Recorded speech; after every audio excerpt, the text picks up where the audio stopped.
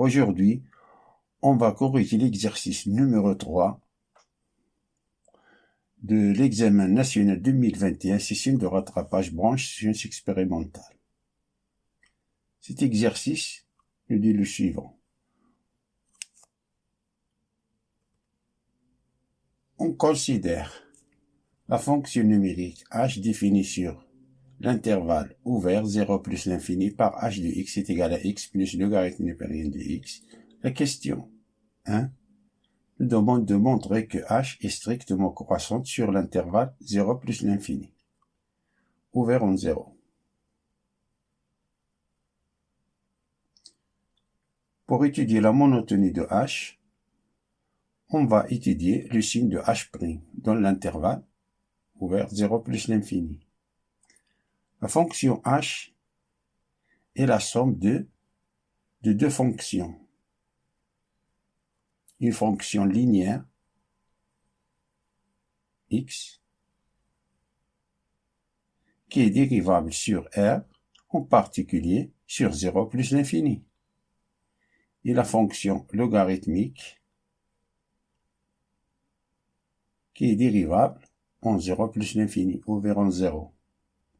Alors, la fonction h de x est dérivable en 0 plus l'infini. H de x qui est égal à x plus logarithme népérien de x implique que h' de x est égal. La dérivée de x c'est 1 et la dérivée de logarithme népérien de x c'est 1 sur x. Comme x appartient à l'intervalle ouvert 0 plus l'infini, ça veut dire que x est strictement supérieur à 0. Ce qui veut dire que 1 sur x est strictement supérieur à 0. D'où h' de x qui est égal à 1 plus 1 sur x est strictement supérieur à 0. Alors, la fonction h est strictement croissante sur l'intervalle 0 plus l'infini.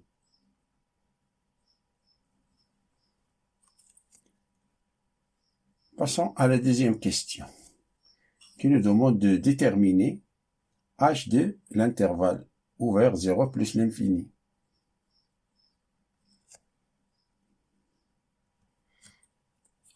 D'après ce qui précède, on sait que la fonction h est continue et strictement croissante sur 0 plus l'infini, ouvert en 0. Alors, h de l'intervalle 0 plus l'infini est égal à l'intervalle ouvert en limite quand x tend vers 0 plus de h de x et la limite quand x tend vers plus l'infini de h de x. On ne change pas de position ici, car on a la fonction h est croissante, strictement croissante.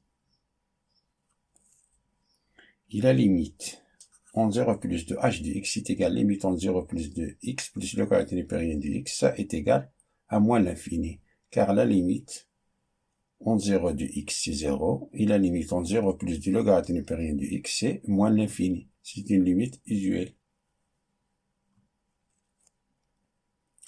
Et la limite en plus l'infini de h de x est égal à limite plus l'infini de x plus logarithme népérien de x qui est égal à plus l'infini. Car on a limite plus l'infini de x, c'est plus l'infini. Et la limite plus l'infini du logarithme népérien de x, c'est plus l'infini. Plus l'infini plus l'infini, c'est plus l'infini. D'où h de l'intervalle 0 plus l'infini est égal à l'intervalle ouvert moins l'infini plus l'infini, et ça c'est l'ensemble R.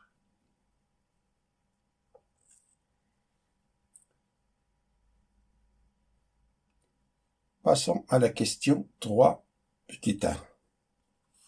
Donc, déduire que h de x est égal à 0 admet une unique solution alpha appartenant à l'intervalle ouvert 0 plus l'infini.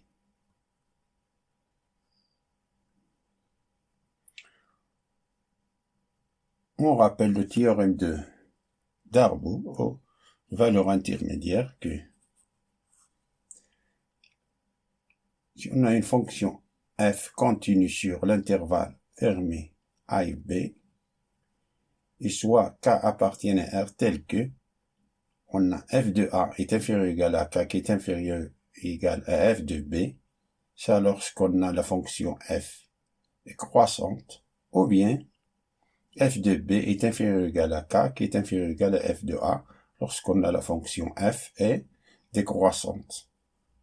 Si on a ces deux conditions, alors il existe au moins un point C appartient à l'intervalle ouvert A et B tel que f de C est égal à K. Ici, si on a K, c'est 0. On a h de x qui est égal x plus le logarithme népérien de x. H est continu sur 0 plus l'infini, d'après ce qui précède. On a déjà calculé que la limite en 0 plus de h de x c'est moins l'infini. Et la limite en plus l'infini de h de x c'est plus l'infini. Et 0 appartient à l'intervalle moins l'infini plus l'infini. Le 0 est compris entre moins l'infini plus l'infini. Alors il existe un alpha appartenant à l'intervalle 0 plus l'infini tel que h de alpha est égal à 0. Il existe au moins un alpha appartenant à cet intervalle 0 plus l'infini.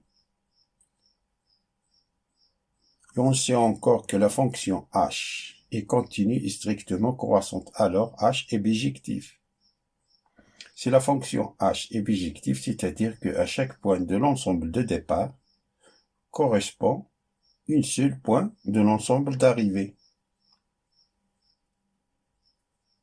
D'où il existe un unique point alpha appartenant à l'intervalle 0 plus l'infini tel que h de alpha est égal à 0. Alors on a démontré l'unicité de la solution.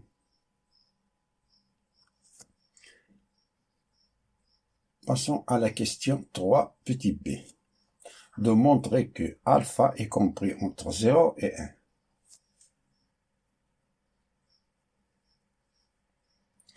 D'après la question précédente, on a h de x est égal à 0 admet une unique solution alpha appartenant à l'intervalle 0 plus l'infini. C'est-à-dire que h de alpha est égal à 0 et h de 1 est égal à 1 plus le logarithme népérien de 1 qui est égal, ça c'est 1, le logarithme népérien de 1 c'est 1. Calculer h de alpha, ça c'est 0. On a calculé h de 1, c'est 1 plus le logarithme népérien de 1, c'est 1.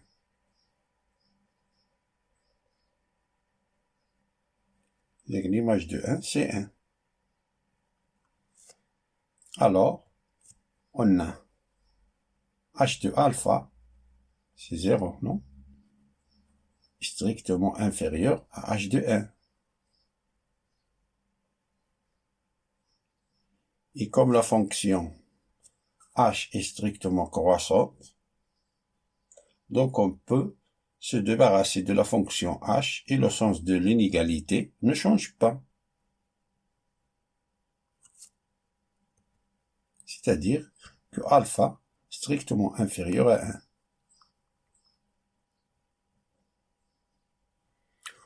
On sait que alpha appartient à l'intervalle ouvert 0 plus l'infini, ça équivaut à dire que alpha est strictement supérieur à 0. D'où alpha est compris entre 1 et 0.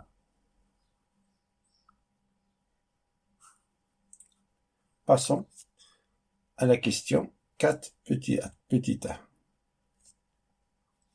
Il nous demande de vérifier que h de 1 sur alpha est égal à alpha plus 1 sur alpha.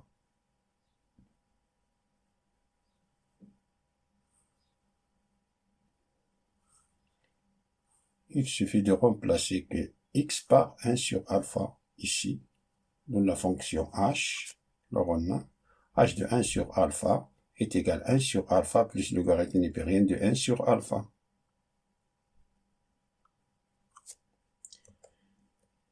On sait que h de alpha est égal à 0, ce qui veut dire que alpha plus logarithme népérien de alpha est égal à 0.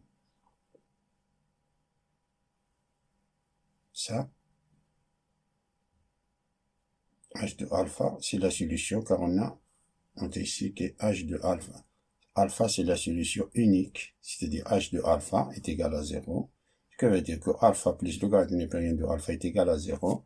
Ça équivaut à dire que alpha est égal moins le logarithme népérien de alpha, qui est égal, ça c'est logarithme népérien de alpha à la puissance moins 1, qui est égal à alpha, pardon, est égal à logarithme népérien de 1 sur alpha.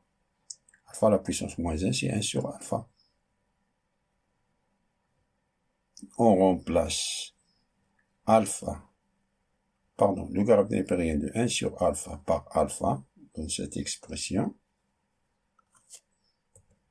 d'où h de 1 sur alpha est égal à 1 sur alpha plus alpha.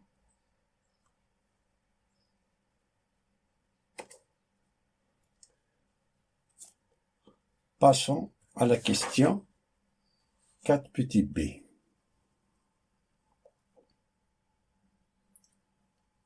Nous devons en déduire que h de 1 sur alpha est strictement supérieur à 2.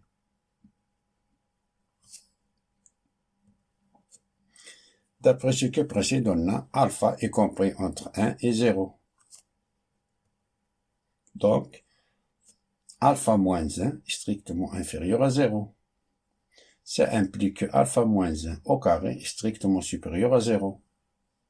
Si ça est négatif, alors au carré, ça veut dire qu'il est strictement supérieur à 0.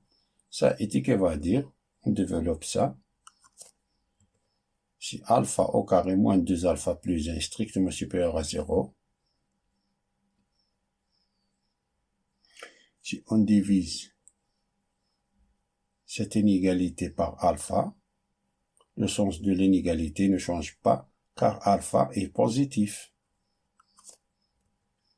Alors, alpha au carré moins 2 alpha plus 1 sur alpha est strictement supérieur à 0 sur alpha. Ça, c'est 0, car on a alpha est différent de 0. Pour cela, on a divisé les deux membres de l'inégalité par alpha. Et ça, on décompose cette fraction.